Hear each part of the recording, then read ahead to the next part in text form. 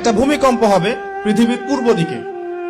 পৃথিবীর পূর্ব দিক মানে এই যে ভারত, পাকিস্তান, বাংলাদেশ, শ্রীলঙ্কা, ইন্দোনেশিয়া, ঠিক আছে, এই সিঙ্গাপুর, এই যে কন্টিনেন্ট, মালয়েশিয়া, এটা পৃথিবীর পূর্ব দিক। এদিকে একটা ভূমিকম্প হবে। তারপরে 7, পৃথিবীর পশ্চিমে একটা ভূমিকম্প হবে। পশ্চিম মানে বোঝেন না? পশ্চিমা বিশ্ব না, সৌদি আরব না। পশ্চিমা বিশ্ব, ব্রিটেন, ফ্রান্স, জার্মানি, তারপরে রাশিয়ান কন্টিনেন্ট, হ্যাঁ, ইউক্রেন, এদিকে আপনার আমেরিকা, এই পুরো পশ্চিমা বিশ্ব, এখানে একটা ভূমিকম্প হবে বড়। এবং এগুলো এমন হবে যেগুলোতে ভূমি মাটিতে ধসে যাবে, মাটিতে ডুবে যাবে। ভূমিকম্প না, ভূমিধস।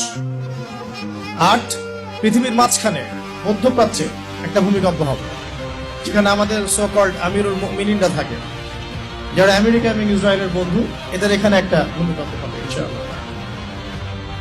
আর 9, ইয়েমেন থেকে একটা আগুন বের হবে।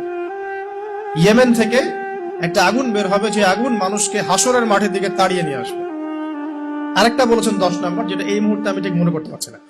তো এই 10টা আলামতের কথা নবী সাল্লাল্লাহু আলাইহি ওয়াসাল্লাম বলেছেন, না হওয়া পর্যন্ত, এই 10টা আলামত না আসা পর্যন্ত কিয়ামত হবে না। ঠিক আছে।